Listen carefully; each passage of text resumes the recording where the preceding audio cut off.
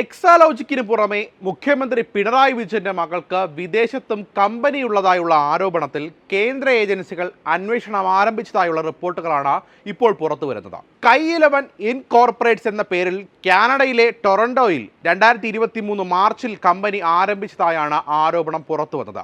വീണ വിജയന് കാനഡയിലും കമ്പനിയുണ്ടെന്ന വിവരം പുറത്തു വന്നതിന് പിന്നാലെ കമ്പനിയുടെ ഉടമസ്ഥരുടെ പേരുകളിലും മേൽവിലാസത്തിലും തിടുക്കപ്പെട്ട് തിരുത്തൽ വരുത്തിയെന്നും ആക്ഷേപം ഉയരുന്നുണ്ട്. ഈ സാഹചര്യത്തിലാണ് കേന്ദ്ര ഏജൻസികളുടെ പരിശോധന. വിദേശത്ത് വിവരശേഖരണം നടത്തുന്ന റോയും അന്വേഷണത്തിൽ പങ്കാളിയാണ്. ഷോൺ ജോർജാണ് ഈ ആരോപണം സോഷ്യൽ മീഡിയയിൽ എത്തിച്ചത്. CMRL എക്സാലോജിക്കിലെ പരാതിക്കാരൻ ഷോൺ ജോർജാണ് ഫേസ്ബുക്കിലൂടെ ആരോപണവുമായി രംഗത്തെത്തിയത്. ഇതാ മറ്റൊരു പെൻഷൻ സംരംഭം. എന്തൊരു പെൻഷനാണിത്! ഇങ്ങനെ ഒരു അടിക്കുറിപ്പോടെയാണ് ഷോൺ പോസ്റ്റ് പങ്കുവച്ചത്. ഇതിന് പിന്നാലെയാണ് കമ്പനിയുടെ വിശദാംശങ്ങളിൽ തിരുത്തൽ വന്നത്.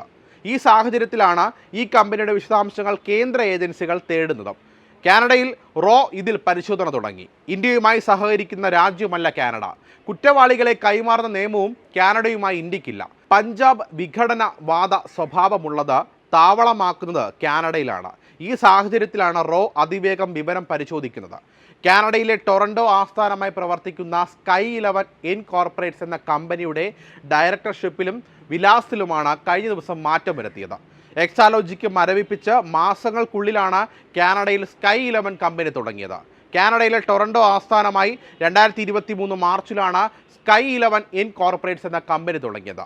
പ്രൊഫഷണലുകൾക്കും സ്ഥാപനങ്ങൾക്കും കൺസൾട്ടൻസി ട്രെയിനിങ് സേവനങ്ങൾ നൽകുന്ന കമ്പനി എന്നാണ് വെബ്സൈറ്റിൽ കാണിക്കുന്നത്. ഇത് മാധ്യമങ്ങളിൽ ചർച്ചയായ ഉടനെ തന്നെയാണ് മാറ്റമുണ്ടായത്. ഏത് സാഹചര്യത്തിലാണ് ഇതെന്ന് കണ്ടെത്താനാണ് റോയുടെ ശ്രമം. കാനഡയിൽ $159 ചെലവാക്കിയാൽ ആർക്കും കമ്പനി തുടങ്ങാം. അതിന് നിയമപരമായ പരിരക്ഷയും കിട്ടും. ഇങ്ങനെ നിരവധി പേർ കടലാസ് കമ്പനികൾ തുടങ്ങാറുണ്ട്. ഇത്തരത്തിലൊന്നാകാം ഈ റെസിഡൻഷ്യൽ കോംപ്ലക്സിന്റെ അഡ്രസ്സിലുള്ള കമ്പനി എന്നാണ് അവിടെയുള്ളവർ പങ്കുവയ്ക്കുന്ന വിവരം. ലാവലിൻ കമ്പനിയുടെ ആസ്ഥാനമാണ് കാനഡ. ഇവിടെയാണ് വീണയുമായി ബന്ധമുണ്ടെന്ന് പറയപ്പെടുന്ന കമ്പനി ഉള്ളതെന്നും വസ്തുതയാണ്.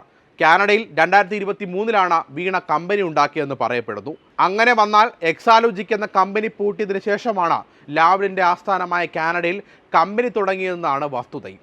ഇതെല്ലാം റോ അന്വേഷണത്തെ കൂടുതൽ ശ്രദ്ധേയമാക്കും. Sky11 കുറിച്ച് വിവരങ്ങൾ നൽകുന്ന പ്രൊഫഷണൽ വെബ്സൈറ്റുകൾ പ്രകാരം കമ്പനി മാനേജിംഗ് ഡയറക്ടർ വീണ ടി ആയിരുന്നു.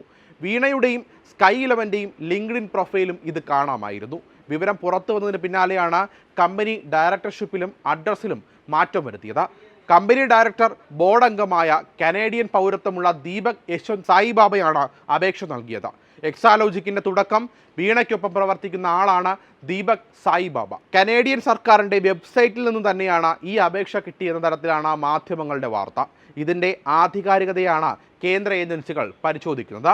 തിരുത്തലിന് അപേക്ഷ നൽകിയത് ഫെബ്രുവരി 15 എന്ന് പുറത്തുവരുന്ന രേഖകളിൽ വ്യക്തമാകുന്നു. വീണയുടെയും Sky11ൻ്റെയും ലിങ്ക്ഡിൻ പ്രൊഫൈലുകളിലും മാറ്റം വരുത്തി. വീണയുടെ ലിങ്ക്ഡിൻ പ്രൊഫൈലിൽ നേരത്തെ Sky11 കമ്പനി എന്ന് ചേർത്തിരുന്നു. ഇത് പെട്ടെന്ന് അപ്രത്യക്ഷമായി.